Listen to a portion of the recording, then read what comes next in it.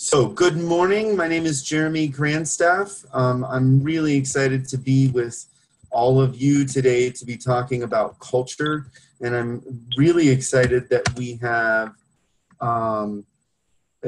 actually had a number of people register for the call. And we really do try in the ISODC Roundtable to treat it more as an open space, and whoever shows up are the right people. So we're glad that you're here today. The main purpose of our roundtable dialogue is to create opportunities for us to be able to share challenges and learn from each other and get the best practices into place so that we can really transform our work. It's a very collaborative conversation, and this particular one is focused on culture and how it affects you and the workplace. The purpose of this roundtable dialogue, then, is to bring you together to gain a fuller understanding of culture, specifically what it means to you and to your work, and to further explore questions that will help us become more aware and effective in our endeavors. And so our agenda is quite simple. We're going to get a little bit of an overview of culture, and I like to call it a quick primer from Jerry and Roland, two of my favorite colleagues who are working on this particular topic. We're going to do a little bit of a discussion around what culture means to you and in your work. And then if we have time, we want to take a deeper dive and kind of look at some of the areas of culture that you'd like to dive into a little bit more. Again, we're going to go with the participants who come to the meeting, and so bear with us if I manipulate that agenda a little bit just to try to make it work based on the number of people here. So just a couple rules to keep things running smoothly and to make it possible for everybody to hear. Most of the time when people are dialed in on the phone or the computer, there's a lot of background noise that we get. And so if you are not talking or not lending your wisdom to the conversation, then I'm going to ask that you go ahead and mute your line. You can do that if you go into your Zoom window and you're called in using Zoom on your computer. You can mute your line by clicking the mute button. I believe it's in the bottom left-hand corner for most. On your phone, you can also use the mute button, or you can dial *6, and that will mute and unmute your line. Again, just keeping our lines muted really helps to cut down on that background noise. It makes sure that we don't hear you typing, which is kind of what happens when we don't have our lines muted. So I'm really glad to see everybody here. And without further ado, I'm going to actually turn it over to Roland Livingston and Jerry Glover. I'm going to ask Jerry to share his screen with you. And they're going to talk about culture and give us a little bit of a primer to set the tone for our other conversations today. So Jerry and Roland, let me turn it over to you. Thank you. Just bear with me a moment. I want to put a screen share up, and we can talk about a few issues. I have listed on my screen share here something I think fundamental to the concept of culture, and I think it's important to discuss this just very briefly up front, because what I've found in my history of working with culture, and I am a culture anthropologist and have been involved in doing work with culture change and leadership for 40 years now. And one of the things that seems to happen is that different professional groups and different people tend to interpret culture differently. Culture is basic to human groups, whether they be organizations or nations or small virtual teams or whatever it might be. Culture is the fundamental knowledge that people have about how to interact and work with one another. And that includes things like how technology is used, the technology itself, strategy, systems, structures, processes. All those are the result of culture. And I say that because sometimes I've seen in certain explanations that culture is considered a side dish to those those five elements. And quite frankly, culture is the main course.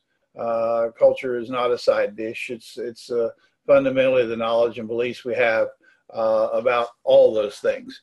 And so therefore, once we understand that, we realize that all organizational outcomes are in a cultural context. And that cultural context can be either very homogeneous, very similar in terms of people sharing values, or it can be very heterogeneous in terms of people who have different, diverse values and expectations. So let me then just say some of the questions that I have talked with Roland about. One of the things we want us to consider is, of course, why is culture so important to change and development professionals? I'm absolutely adamant about the fact that I think change and development professionals should have a good grounding in what culture is, how it works, and how change is an important part of the change, culture is an important part of the change process. The other thing is, what are the costs of not becoming culturally competent as a professional or as a leader? And all I have to say is, over the last several decades, there have been probably at least 100 different types of change designs and initiatives have been out there, anywhere from quality management to reengineering to more contemporary things such as Six Sigma or appreciative inquiry or whatever the particular fad of the day is. Culture is pretty much behind that particular change design. Mm-hmm. And how are change and development models a result of cultural designs? And basically that's very important, because if you're trying to implement a cultural design or a cultural initiative in an organization or a group, if you don't fit the cultural context, and if you don't manage somehow to gain the fit and the understanding of the change and development initiative to the cultural context, then it's more than likely going to fail. And if you look at the failure rates of most change initiatives, it's somewhere around 70 to 80%, whoever you want to look at and listen to, but it's very high. And many times in my own experience, having been involved in a number of those types of change initiatives, I can tell you that culture is a major factor in change, not only in terms of the change values of the change leaders and the change champions, if you will, but also the culture of the organization in which the initiative is intended to be in. And of course, the design itself is what is going to be done represents someone's vision of what the world would be should that change initiative be effectively implemented. And finally, why is it important for change leaders to realize their own biases? Because too often biases, of course, become an impediment to change. And everyone has biases. And the real issue is to determine what your bias is and why it's important to understand that bias as it relates to the people you're working with, and to understand the various stakeholders you're working with as well. But if those things aren't done, quite often it leads to failure or to a miscommunication or to problems of sorts. Okay, so with that said, let me just turn it over to Roland, and Roland's going to say a few words as well, and then we'll wrap up with both of us handling whatever we need to discuss. Okay.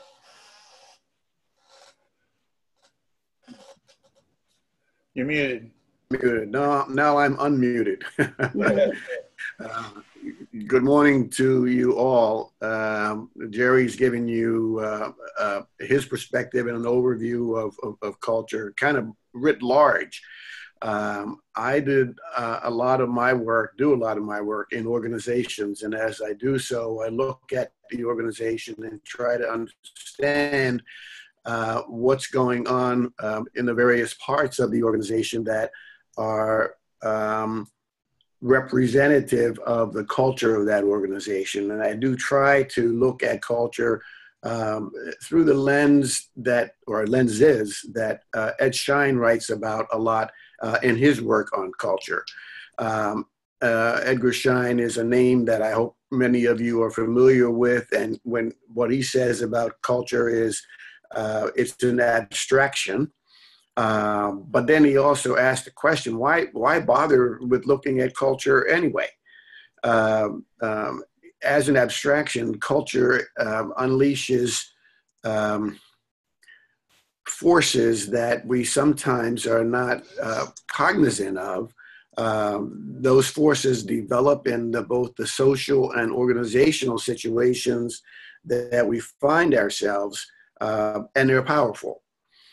And if we don't understand the operation of these forces, I think as organizational practitioners, we misdiagnose the dilemmas that are created in organizations, and we then become victims ourselves of that misdiagnosis.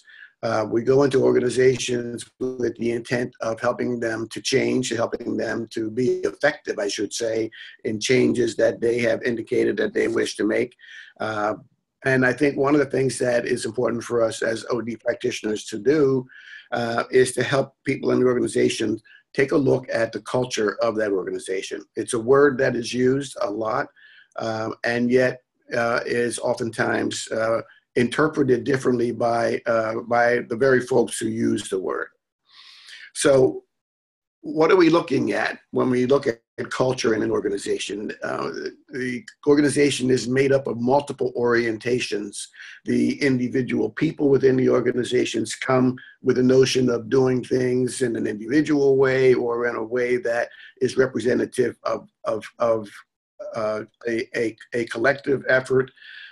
There are rules.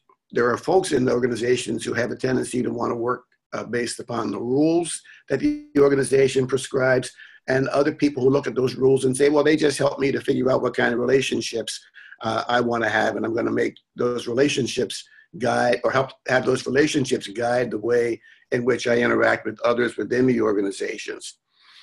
There are norms and values that develop in an organization. They develop within a department, marketing, accounting, engineering, human resources, research and development, production. Each of these individual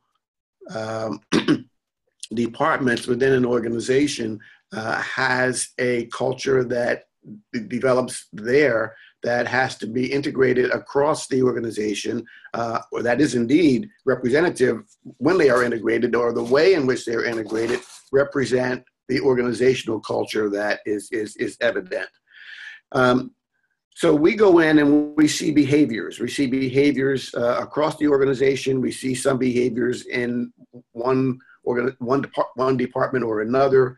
And because we are not clear about the rules of the game, which is another way of saying what is culture. Culture is a way of describing the rules of the game, then we don't really understand what we see. We sometimes look at the physical layout of an organization, of an office, of a plant, of a hospital, of a school, depending upon the kind of organization that we are working within and looking at. We look at the physical layout, which has an impact in creating the climate within that organization. Climate is another word that is sometimes used synonymously with culture. So we look at these things and we wonder what's going on. We look also, or we should inquire about what are the formal rituals and celebrations that are meaningful within that organization, as well as the informal ones that take place and that people in the organization lean upon in order to help them figure out how to work and play together effectively, which is the shorthand that I use for what we as OD practitioners do. We go in and we try to help grown-ups learn to work and play together effectively within their culture, within their context. But as that last bullet that Jerry had on his slide, and he took it down, but let me just kind of remind you of it. It's what do we as OD change practitioners understand about our own culture and our own biases, and how they influence the way that we see what goes on within the organization and the way in which we approach organizational change or culture change efforts within the organization. So the cultural lens of the OD practitioner plays a part in how we make sense of what we see, and excuse me, and that impacts the way in which we seek to engage and behave as we go in to do our work. So the challenge that I see and the question that I pose, given all of that, is what special skills do we need to bring in order to be effective as change and development professionals in working with culture? That's my question for all of us to pose, to ponder as we engage further in this discussion. If I can say one more word, Roland, if you're finished before we turn it back over to Jeremy. Go right ahead, Jerry. Yeah, I just want to say that one of the things that I've observed over the years is many people get caught up in the so-called hard soft argument, saying that culture is something that's soft and can't be measured. That's absolute balderdash in my estimation, because culture can be measured, it can be operationalized, and over my career, I've actually studied at least 34 organizational cultures around the world, and have done so for executive committees and given them the results back so they could use them in their change initiatives and different things. Culture can be measured if it's operationalized, and the way that we operationalize culture is we have cultural dimensions, which were originally started by Talcott Parsons and Clyde Cockholm, and followed up with people like Edward Hall, and then later on packaged and marketed very successfully by Gert Hofstede and Fons Tropiners and others. Those cultural dimensions, like individual, collective, universal, particular, achievement, description, those are very important because they give you a framework by which you can go into any organization anywhere and use those as means to measure things. The other thing is we have a unit of analysis we use called the social culture encounter. That's anytime two or more people come into a contact. And when those two or more people come into contact, they may have differences with regard to professional differences, accounting versus HR and so forth, or they may have differences based on national differences or group differences or so forth. But if they come in and they have these differences, they create something called a cultural dilemma if those differences become problematic. And many times you can look at organizations and use that social culture encounter as the unit of analysis, and then with a way to get at it and measure it and make it meaningful for change and development initiatives is to identify the dilemmas associated with it. Once those dilemmas are resolved, then we use a method put forth by Charles Hampton Turner and Fons Tropiners called reconciling cultural differences, and that's finding a way to create what I call a new box. We don't want to create the same old box. So thinking outside the box is not really as appropriate as creating some new creative design that people can do the things that will eliminate some of the biases involved in those cultural dilemmas. So yes, culture can be measured, and it's very important to realize that. Well, I want to thank both of you for a really good primer today, and we do have a good conversation going on in the chat window where Roland and Kimberly are talking about trust and really diving into Roland's question a little bit.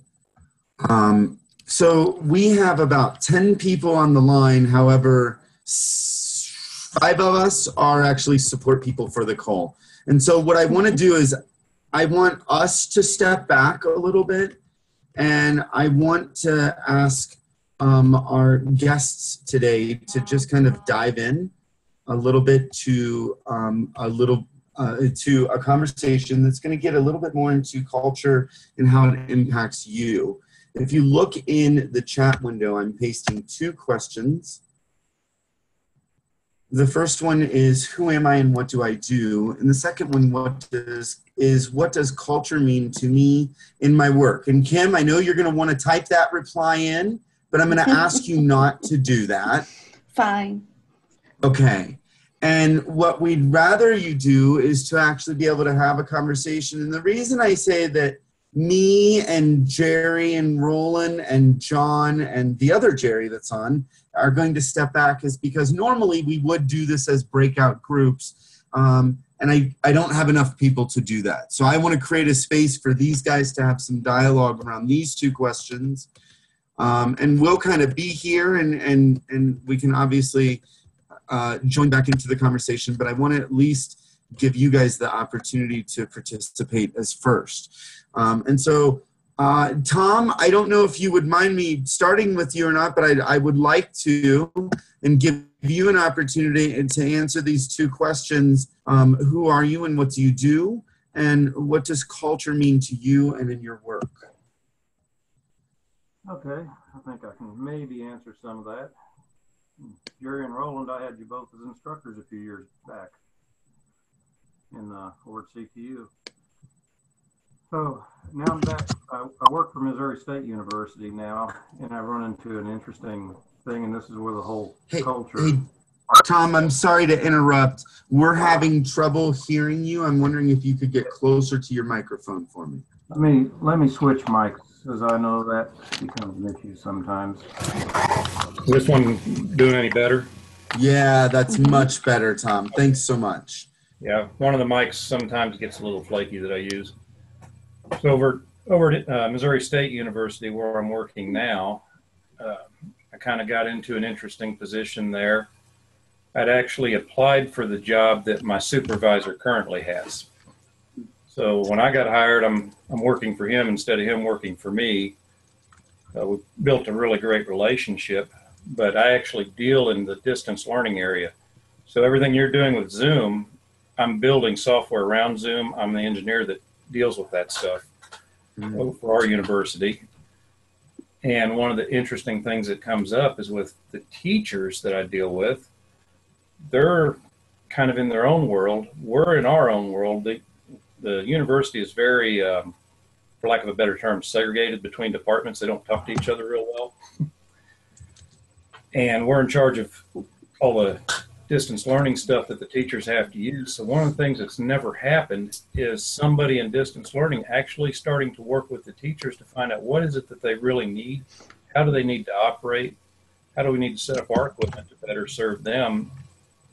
And from what I've seen, that's kind of a culture shock issue coming on. So nobody's ever talked to us about this before, and there's a lot of reservations. So I'm dealing with a lot of good and a lot of bad at the same time. So you get the what are you up to? You've got a hidden agenda type response, and then you also get the response, hey, this is great. Nobody's ever asked us this. So that's kind of where I'm at and what I'm dealing with. Okay. And so creating a cultural change and getting a collaborative environment is a really interesting topic there, making these things happen, especially when the biggest group of people that I deal with are the EDDs. I can totally understand that. Tom, we're going to pop over to Kimberly now. And Kimberly, I wonder if you'd tell us who are you and what do you do and what does culture mean to you in your work? So first of all, Tom, I just want to say up north in Michigan, we call that silos, being siloed. Yeah. not segregated, but so my name is Kim Barker, and I teach at two universities, Eastern Michigan University and Cleary University. I just had a bit of an aha when Roland was speaking, and sorry, Jerry, but when he was talking about culture, I was just thinking about an example recently that happened in ISODC, and we were talking about change and changing things and how much easier it is to change things when you have an environment of trust and inclusion. So if you don't have that, if you don't have trust or that environment of inclusion, it makes change so much more difficult. And so I just feel like those two are really critical in moving people through the change process. Awesome. So I guess I knew that, but it just kind of popped out at me at how important those two things really are. Awesome. Let's pop over to Tia. I think it's Tia. Is that right, Tia? Tia, you may still be on mute. Can you hear me now? Yes, we can. Awesome. You may need to get a little closer to your mic, but we can hear you. So Tia, tell us, who are you and what do you do? And what does culture mean to you and in your work? My name is Tia Handy. I am a community collaborator for juvenile detention. I'm working on ensuring juvenile alternative initiatives throughout the community. I live in Memphis, Tennessee, and I work with Arkansas, Tennessee, and Mississippi, the tri-state area. And to me is trying to bring about a change in the juvenile's life to make them better and prepared adults. I think that I see more and more juveniles are turned towards awkward behavior, for lack of a better word. And I think that the approach that we're using is to get to the root cause of the problem, isolate the problem, provide counseling for the individual and family. Because usually I don't think that kids are naturally born bad. I think situations and circumstances happen in their lives that make them turn out to be bad or make bad decisions.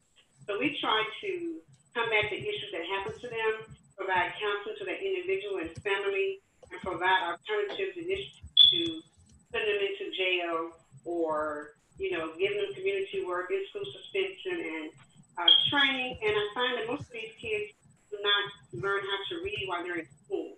So we're combating the issues on an individualized developmental plan and trying to bring about the individual, to make them a well-rounded individual. So it takes a community effort. A lot of programs out there, like completing a revolving circle, and we're trying to eliminate the circle to make a well-rounded individual. And that includes community, the family, and the individual, along with community-based organizations to assist in bringing about these changes. Nice. Excellent. Thank you so much, Tia. I really appreciate that. Let's come over to Jonathan now. Jonathan, who are you? What do you do? And what does culture mean to you and in your work? Hello, everybody. My name is Jonathan Pierce. I'm a division chair of business programs at a small private college, Lincoln College in Lincoln, Illinois. I oversee all business programming, baccalaureate degrees, things of that nature on 2 different campuses. One of the main reasons I joined this organization is because of its overarching culture. When I interviewed and met with a dozen or more individuals, I really got a sense that their behaviors, their attitude, their organizational citizenship behavior were well aligned with my frame of reference and my way of thinking and my preference in terms of a work environment. And so it was their overarching culture that drew me to the organization and wanting to join and be part of it. So those 3 topics, behaviors, attitudes, organizational citizenship behavior, are really key for me. One of my perspectives in being here is not necessarily to initiate change, but to continue to support this strong culture as we move forward. So the college has been in a very competitive environment, originally as a 2-year junior college, and we're moving back to our roots as Lincoln University. It was established in 1865. So we're undergoing some significant changes, adding baccalaureate programs, bringing in additional faculty and resources, all while struggling financially. So I want to be a part of the change, but not change in culture, but rather emphasizing the culture that's here, supporting it, and helping that particular culture progress. So that's kind of my background, my view of culture as it relates to my work. Awesome. Thank you so very much. Really appreciate it. And we're going to come over to Cindy and give you a chance to weigh in, Cindy. So Cindy, who Hi, are you and what do you do? yes. And what are how does culture impact you and your work? My name is Cindy Diggs. I am an HR professional. I work for American University in Washington, D.C. And I've been there for almost 4 years. And it's interesting. We too are very siloed. We have, a number of different colleges and different departments that each have their own sort of challenges. And it's been challenging for me to understand the different cultures in these different sections so that it can inform my working with the individual sort of HR rep / business partners. Because often I find there's a clash between, what we're trying to do in central HR and what the various departments are trying to do. And so it's been a learning curve trying to understand how to meet their needs and yet to try to be more consistent across the organization. It's, the organization has had its ups and downs with a lot of different sort of reorganizations. So I feel like there's a lot of struggle. We probably, like most universities, have a lot of very long tenured individuals. My boss actually started working at the university before I was born, and that's not uncommon. So I think that also impacts the ability for us to change because things have been done the same way for so long. I frequently talk to the hiring managers and other sort of point people in departments, and they have, employees that have been there for a long time, and they don't really understand what the employee is doing, or the employee isn't really fulfilling any needs of the department. So they're just kind of waiting for that person to leave and sort of working around that person. So I've seen a lot of challenges in those areas, and our HR department has reorganized a number of times. We're going through one right now to try to figure out how we can better impact the culture and better understand it. We've sort of struggled, I think, for decades to find ourselves get a seat at the table in the larger organization. We've often been marginalized, and so that's been tricky. So that's kind of where we are, and I'm just curious and wanting to know more about how to create a unified culture and also how to better manage these subcultures within our organization. So there are definitely some areas, folks, where we can dive in a little bit further. What I want to do is I want to step back for a second, give any of our support people, Jerry, Roland, or John, if you have anything that you want to kind of get into this conversation. And then I'm really curious where we take the conversation. This is really an open forum. And so let me just take a step back. Jerry and Roland, as you listen to some of the things that we heard from our participants today, were there things that popped out that you wanted to just kind of put out there? Yeah, John. Hey, I just wanted to check in. Great opening discussion. My name's John. I'm Jeremy and Jerry's partner in crime at S&G Endeavors.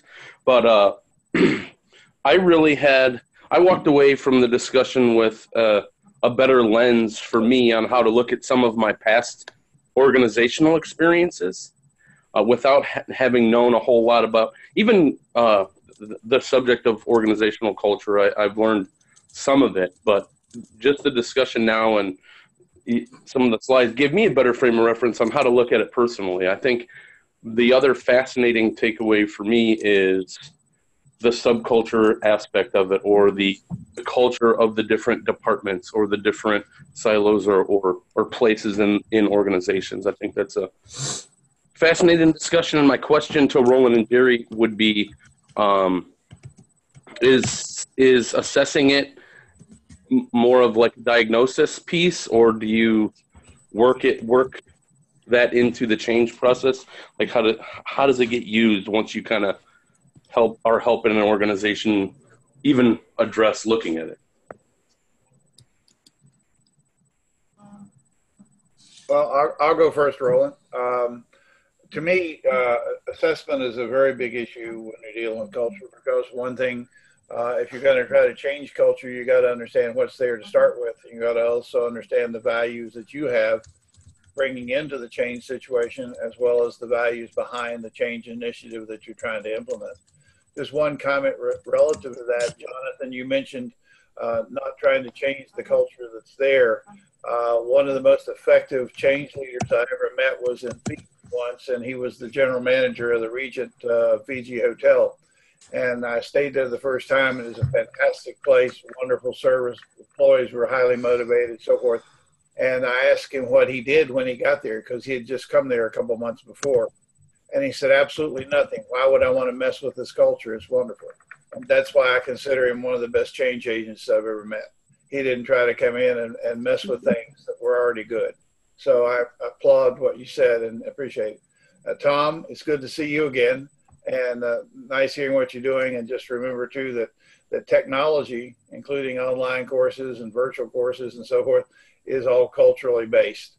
And so when you get involved in a situation, you have different faculty members, they approach it differently. Some people want to come in and teach it like they would an old English model, stand up in front and lecture at everyone model. And some people want to make it collaborative, and some people want to have hybrid models. So all those things take time to put into place. And I had quite a bit of experience doing that myself when I ran the program in Hawaii that I had. So my comment on back to John's questions, yeah, you do want to have assessment, and you want to assess where you're coming from and what the context is that you're operating in. Roland? Yeah, and I listened to each of the comments from folks, and I was struck by what Jonathan said regarding Lincoln. Is it Lincoln University, Jonathan, or Lincoln College? Lincoln College. Lincoln College, and what I took from that was the attraction to you was that the culture you found during the interview process was very relatable to your own biases and beliefs. And that's what attracted you there. And you said that you wanted to try and help the organization not lose that culture as they deal with the change that they're going through right now. I think one of the things that I believe we as change agents can do, and the word assessment comes up here, is to help the organization understand its current culture, understand what the positive elements are in that culture, and what are the things that may be not so positive. And how do those show up in terms of the way in which people behave toward each other? Do more of what's working and less of what's not working so well, in order to strengthen the culture as it exists today, or to change the culture in a more positive direction. Those are the things that came up for me. I think each of the examples that were given are reflections of both personal as well as organizational lenses that I think are that present a challenge for us as change agents to help folks deal with. Tom, I worked in an organization that, in fact, a private college in Delaware, that at the time that it was introducing distance learning. And so that meant that we were going to, as an instructor in that program, in that school, had to get comfortable with using technology that I had never used before. And that was a culture change. And not only was it a culture change for me, it was a culture change for the whole institution. But it had been decreed that was the direction to go, because it seemed that the marketplace wanted more distance learning opportunities, and that's what students would pay for. So there, I guess at some level, there was an economic component at play that needed to be understood by all of us who were going to continue to play in that arena as that evolution took place. So these are the things, some of the things that came up for me as I listened to the comments from each of you. Mm-hmm. My apologies, Roland. I'm actually having trouble with my computer, so I can't mute myself. So this has been a fascinating discussion. And honestly, folks, we've got some time left here where our original plan was to break out to some topics. And I think we can kind of do that in a way that allows us to kind of tackle a couple pieces. We've got probably 45 minutes left in our call. The call can also end early. When the conversation is over, it's over, and that's totally fine. What haven't we dove into, and I really want to pitch this to our 5 participants, what haven't we dove into yet that you want to dive into a little bit further as a group? And, so and Jeremy, anybody can bring that topic. Yes, Kim, go ahead. Jeremy, this is Kim. So unfortunately, I have to leave a little early, and I'm really sad because I think this is a great conversation. But I'm interested in discussing that topic of subcultures a little bit more, and how do you address those and bring those people on board in an effective manner. Okay. Let's start with Jerry and Roland. Maybe have you guys start first, and then what I want to do is kind of open the discussion for all. But looking at subcultures, how do you do a good job of bringing them in and managing that? Jerry and Roland, any thoughts to kick us off? And then we'll open it to the whole group. I think talked about subculture. She said she wanted to look at how she can manage how to help the organization, the university, create a unified culture, and how to manage the subcultures. I don't know that we manage culture. I think as much as anything, as we work inside of organizations, our challenge is to help people figure out ways to talk effectively with each other about things that are common to the organization, to the whole organization. And I don't believe that there is that it is the case that a subculture within an organization has any more value than what it brings to the culture as a whole, if that makes any sense.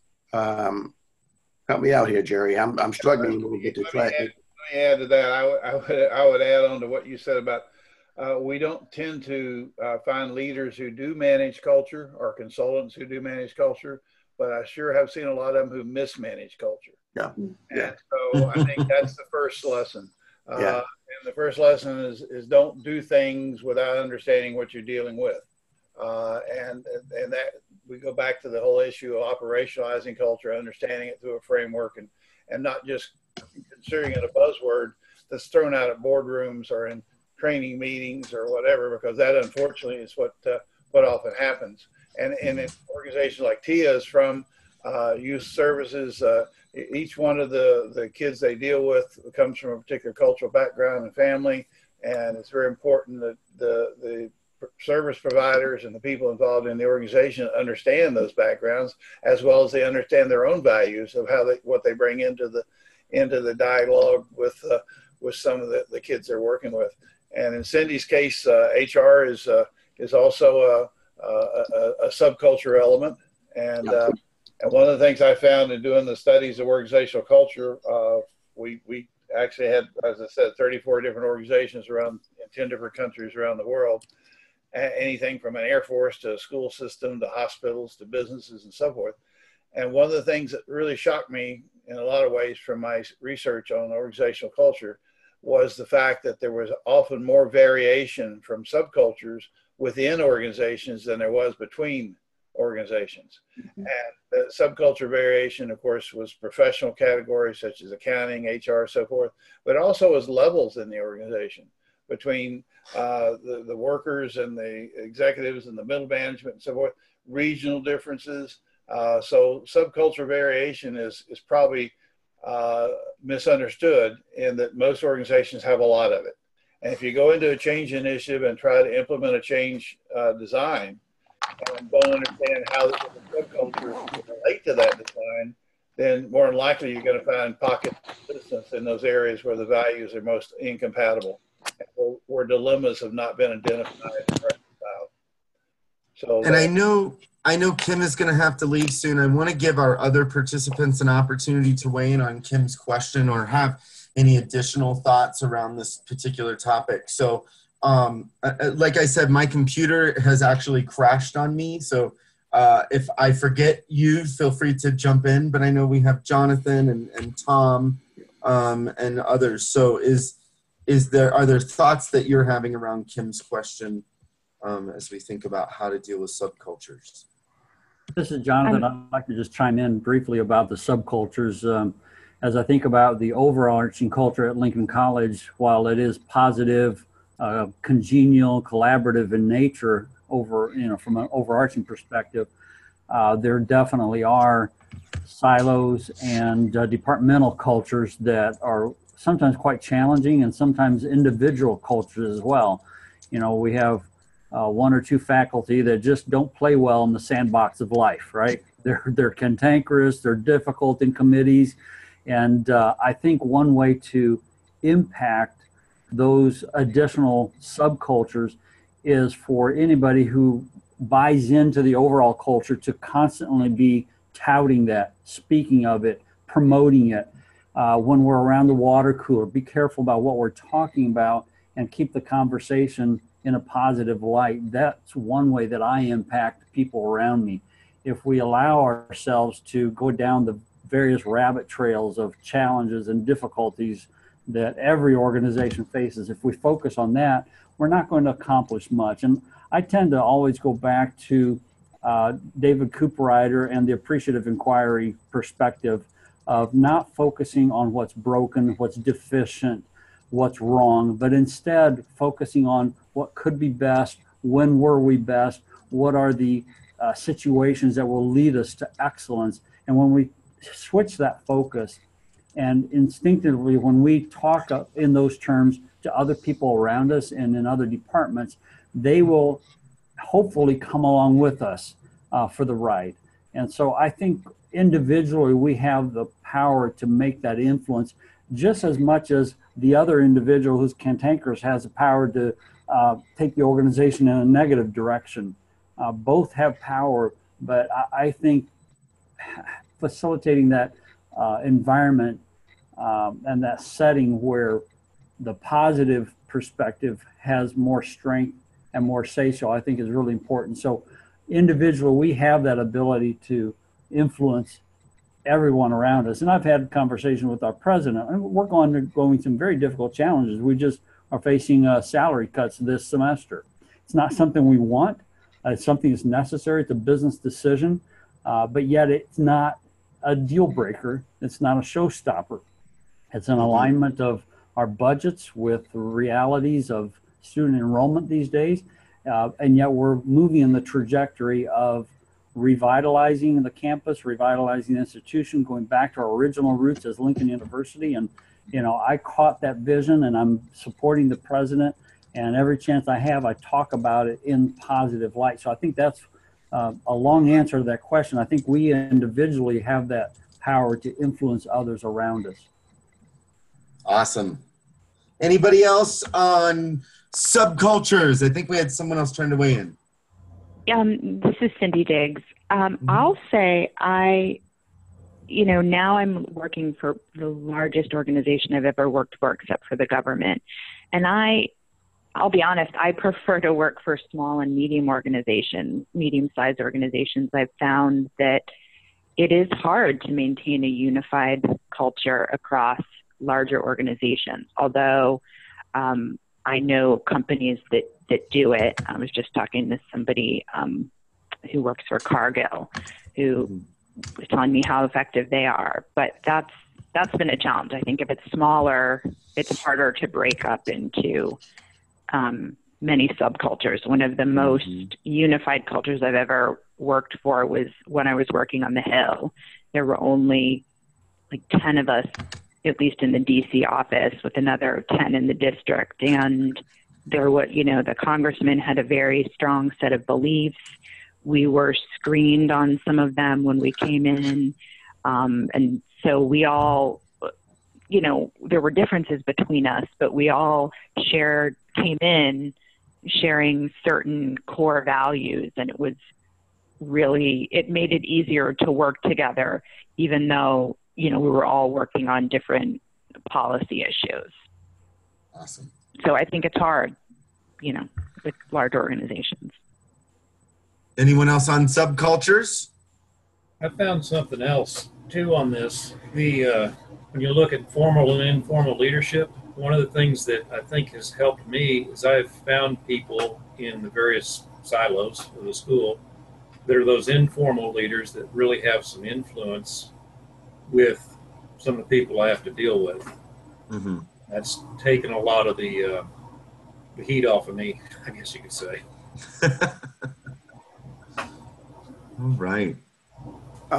Jeremy, we have another person who has joined. The name is Grant. But we haven't heard from Grant. Hey, Grant, how are you? I don't know. Can you hear me?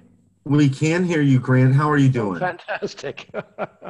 Well, this is the first time I've joined you. I've been, involved in the ODI in the past, and I just rejoined. So I was so keen to hear everybody that I've heard the names of.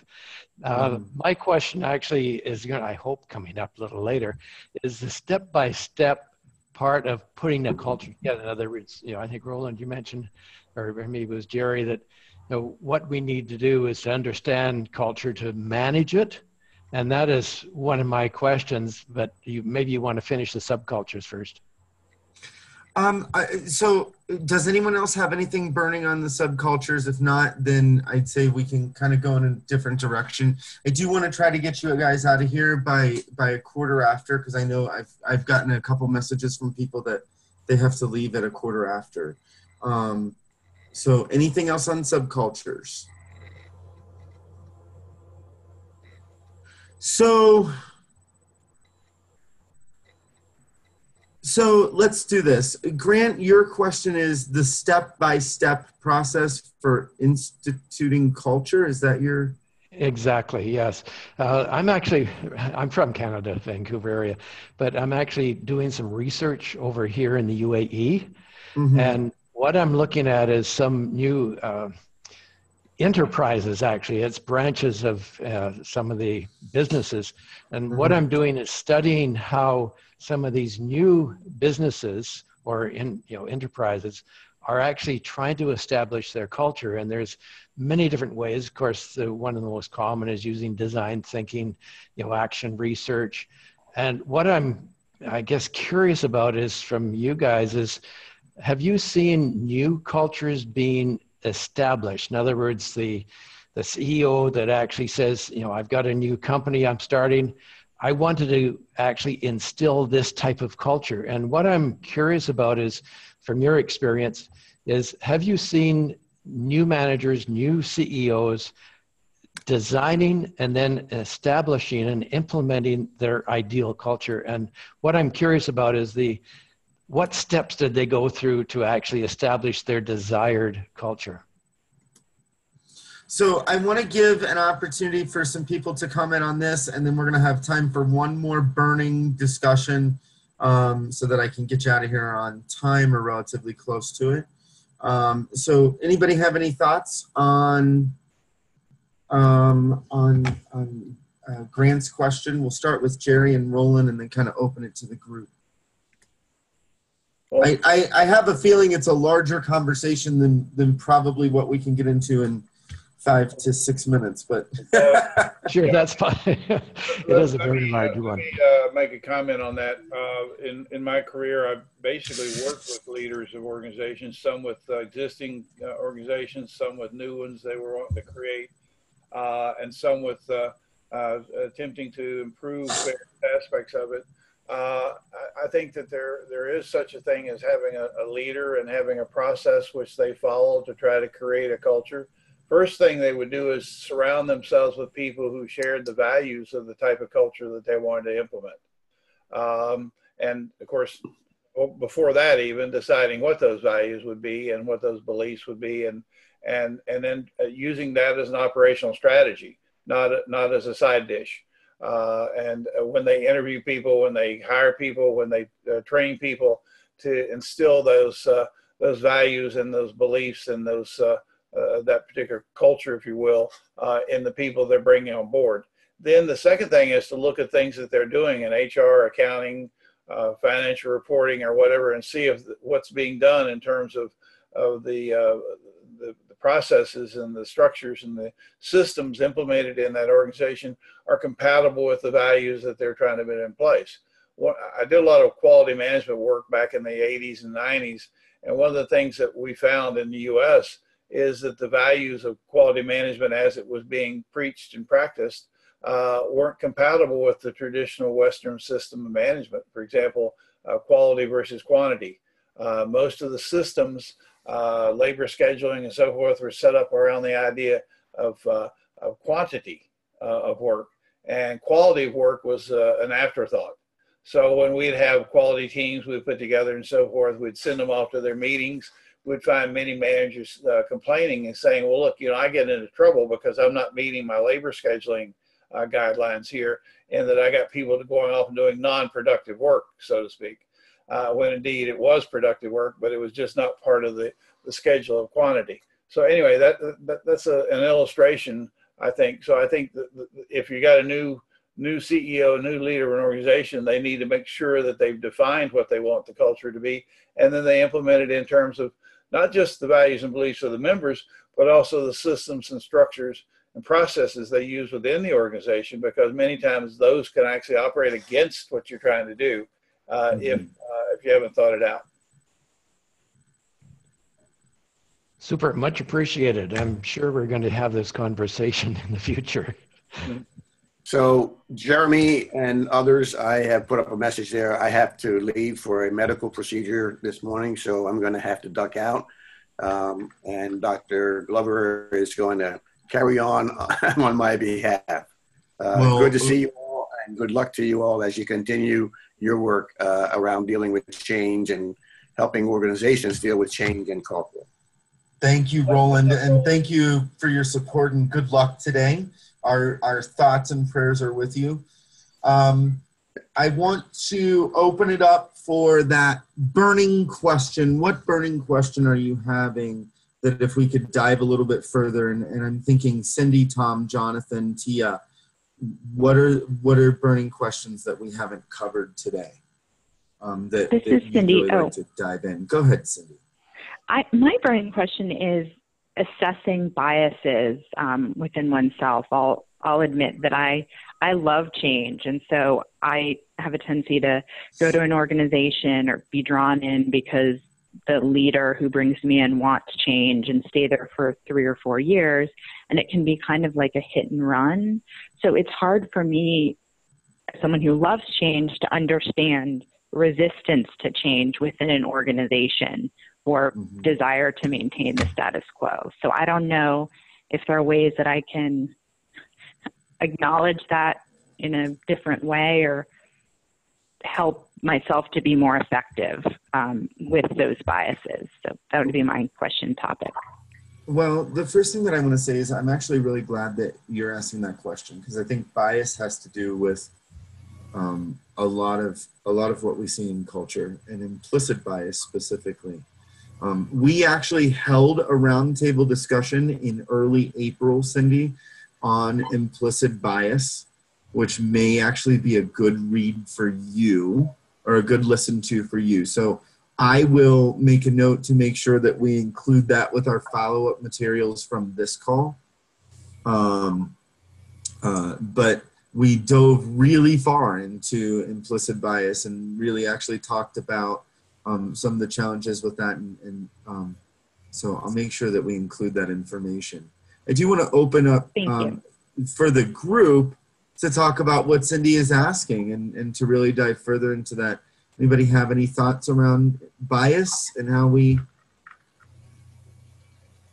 Listen, Jonathan, I wanted to chime in just briefly, Cindy. The fact that you've recognized your own bias is awesome. And let me illustrate it like this.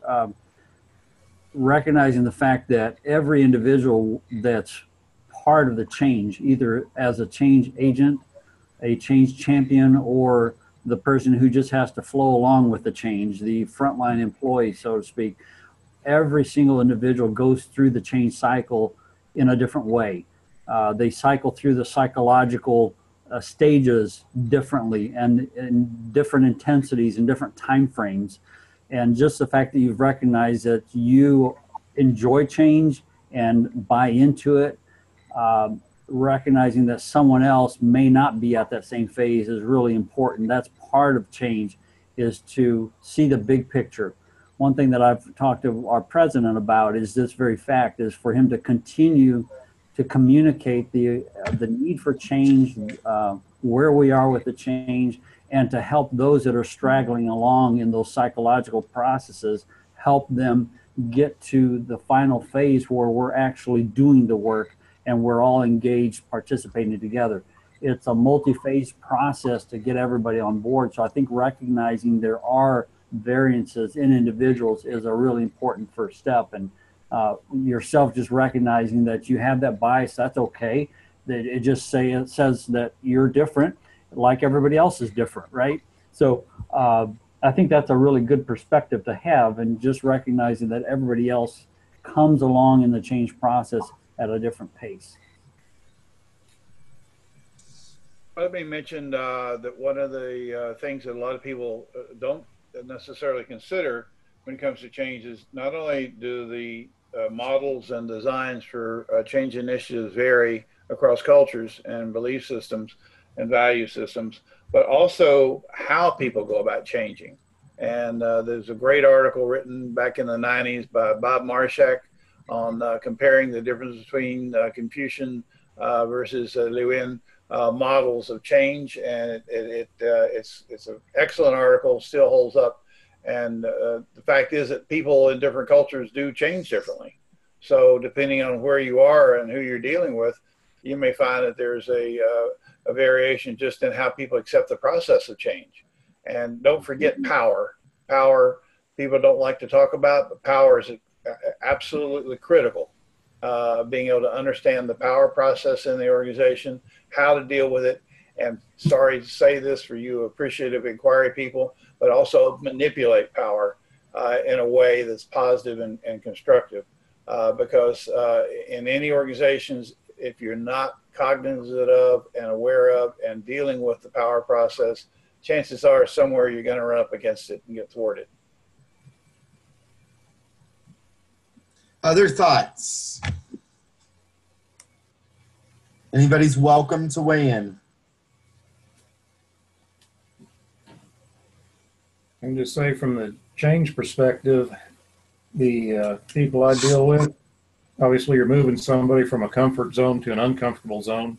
They have to get comfortable again. It takes a lot of hand holding with them, and just slow, easy little steps, and they start to accept it as it moves forward.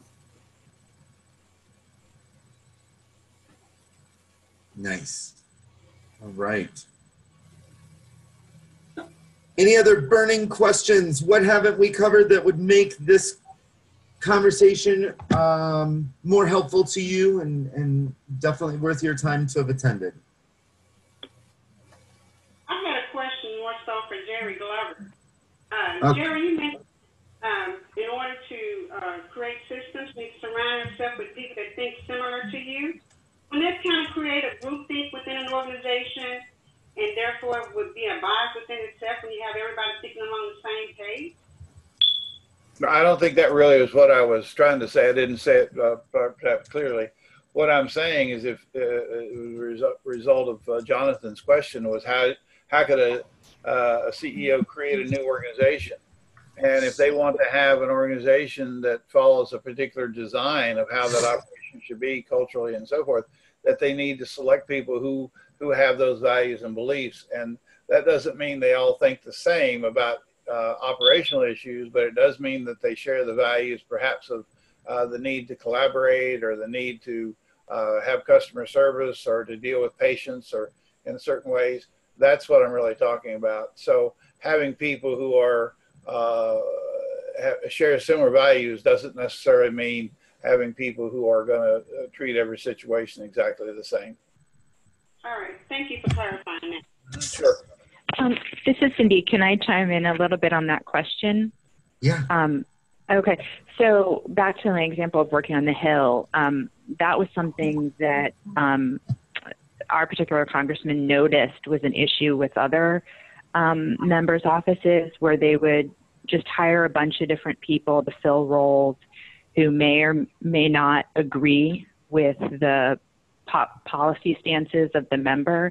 And it created a lot of chaos, because I would interact with someone in a caucus, for example, and we would think, oh, so you're supporting free trade, that's what your boss supports. And the person really didn't support free trade.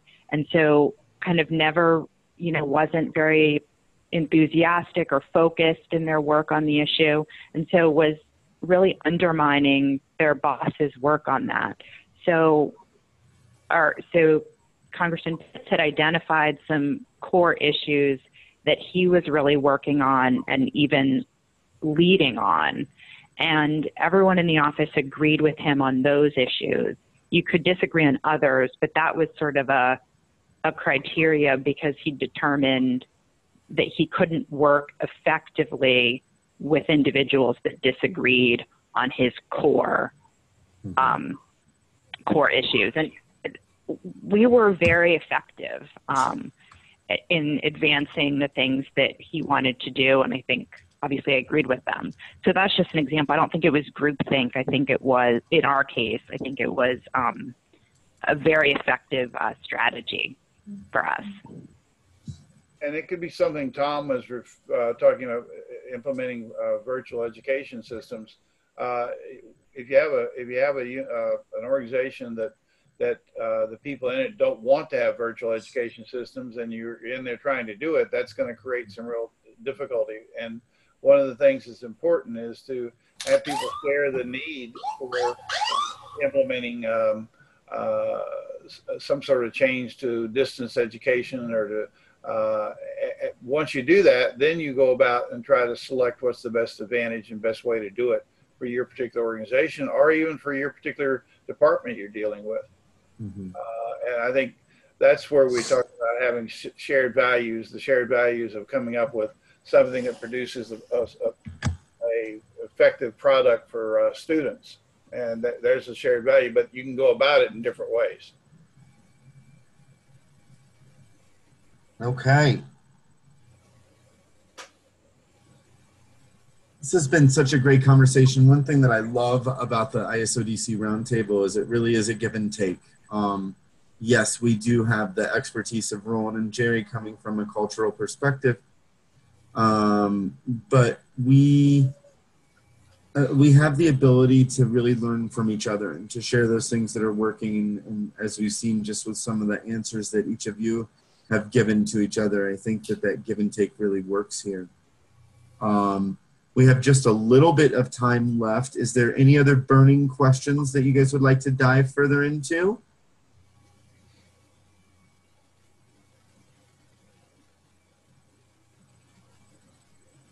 All right. Well, hearing none, I'm going to ask that you mark your calendars for our next roundtable. It will be taking place the first Tuesday of December, both at 9 a.m. and 4 p.m. We'll also send out a follow-up with this, with the call recording, and we'll ask you each to take a survey just evaluating our progress today and the call today and how things went. As always, I want to give a big thank you to all of the ISODC Roundtable sponsors, including our lead ISODC, who really does a great job of helping to bring together organization and development change leaders and practitioners and scholars. You can find more information about upcoming conferences and other events for ISODC at isodc.org. Also would like to thank S&G Endeavors. That is my company, and we really handle the logistical pieces and the planning for ISODC on these as strategic planning and collaboration consultants. This is really something that we are very committed to, as it does give a dialogue. And so please make sure you're telling people about these calls. They do, again, happen the first Tuesday of every even month. And there's 2 slots available at 9 a.m. and 4 p.m. If you have an idea for the ISODC Roundtable, don't hesitate to just drop me an email and let me know.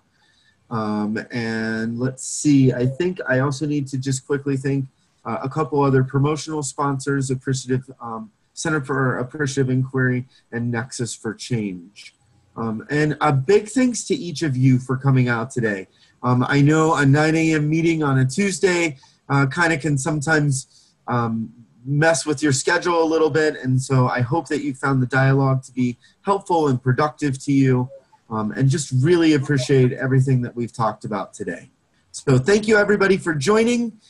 Feel free to share the link to the invite if you want to. People can still register for the 4 p.m. call, and it would be awesome if you want to talk about how great this experience was for you and get people to come to that 4 p.m. Eastern call.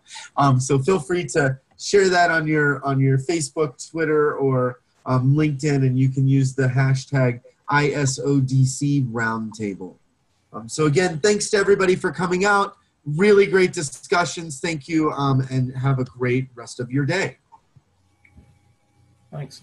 Thank you, folks. Thanks, everyone. Thanks, everybody. Thanks, everyone. Thank you. Bye. Thank you. All right. Jerry J. John. Yeah. You need me for anything else until this afternoon, John, Jeremy? Nope, I don't think so. Jerry J. John, I need you to actually end the call for me. Okay, I'll see you at 4. Okay.